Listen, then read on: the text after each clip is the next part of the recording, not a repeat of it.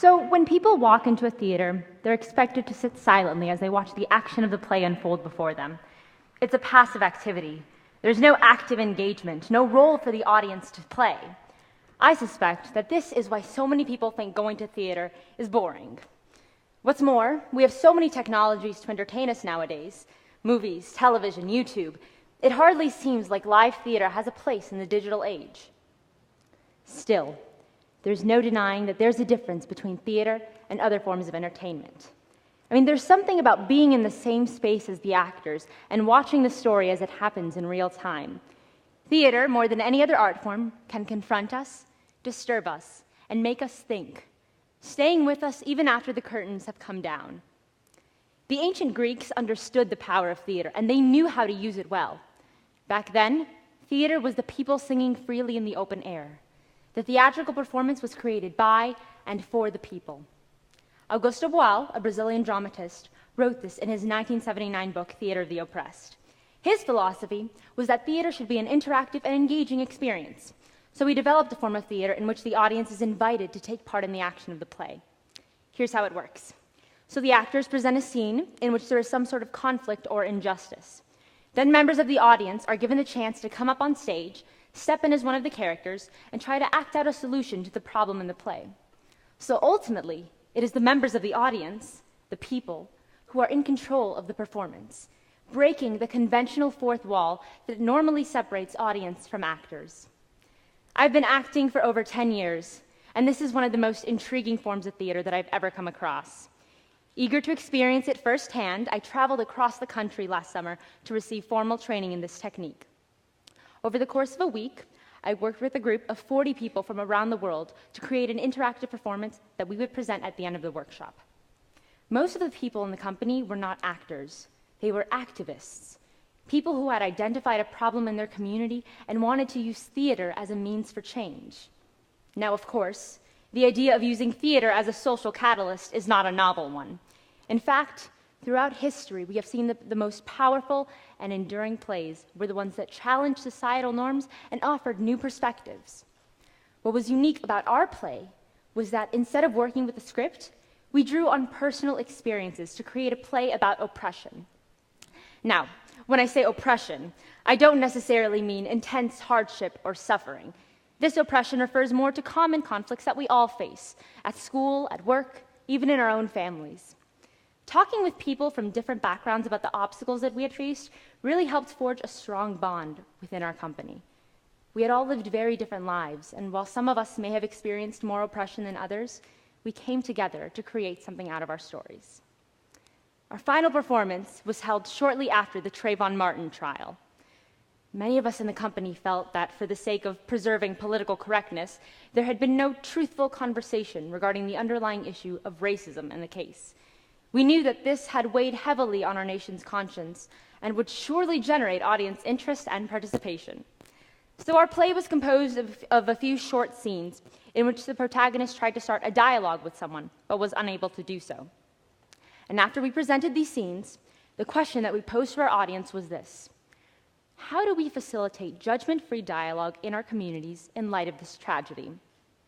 Now, I want each of you to think about this question for a moment. And imagine, if you will, 3 characters. First, a grandmother who says things like, "I think the jury got it right. One less criminal wandering around the streets." A sociology professor who refuses to talk about the trial in her class. And she says, "Well, let's be frank. We are primarily a white community. I mean, look around. It's just not relevant here." And finally, an African-American mother. "Whoa, hold on. You don't get it. This innocent kid was killed. You've never been judged by the color of your skin. You don't know what it's like." I want each of you to think about which of these 3 characters you relate to or agree with the most.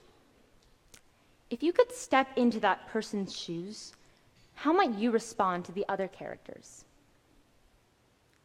Now, think about the character that you disagree with the most, and instead, try putting yourself in their shoes. Would you still respond to them in the same way? This is how conflicts are solved.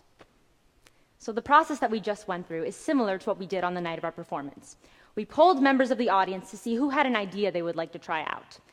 And as I watched people rise from their seats and join us on stage, I could feel the energy in the room. I mean, there was a sense of community, togetherness, and democratic engagement. We applauded everybody who got up, even if their idea didn't work. And instead of arguing about our different opinions, we were listening to each other with an open mind.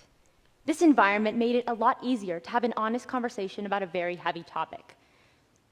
So I learned two things that night. First, I realized that we need to rethink our definition of theater as an art form. Until last summer, theater meant something very different to me. I used to think that being on stage meant entering a different world, the world of the play, thus distancing myself from the audience and reality. But participating in this interactive performance helped me see how the theater can be a space where audience and actor are connected and forced to look eye to eye. You know, as an actor, you're normally taught not to pay much attention to an audience's reaction in order to stay focused. And for the first time in my training, this rule was completely broken. And instead, I was holding out my hand to the audience, asking them, "What do you think?" The second thing that I learned is that theater is a universal language. It connects us all by addressing those struggles that are deeply embedded in the human condition. It allows us to say things that we normally wouldn't by stepping into the shoes of a character. And it also helps us empathize with those that we normally disagree with. This art form was meant not to separate us, but rather to bring us together. But over time, theater has become, for lack of a better word, elitist. We started separating audience members by social class so that the poorest citizens got the worst seats. We started charging more and more for admission, and now tickets to see a show on Broadway can range anywhere from $70 to $400. And this socioeconomic divide in theater audiences reflects the division in social classes that we see in everyday society. It's like that saying, art imitates life. We are living in an era in which people are more connected than ever by the internet, yet intensely divided socially, economically, and politically. But seeing the dialogue that emerged on the night of that performance made me realize the unifying power of this art form. We may not all have had the same opinions, but we were able to share our ideas through the language of theater. Imagine if more people could communicate peacefully like this. I truly believe that by transforming the stage into a forum for dialogue, this kind of healthy conversation can be made possible almost anywhere. Theater connects us to each other and to our humanity. And when it is interactive, it is conducive to problem solving. And I think this is something that all communities can benefit from. Because whether we are actors in a play or members of an audience, each of us has a responsibility to strive for justice. Thank you.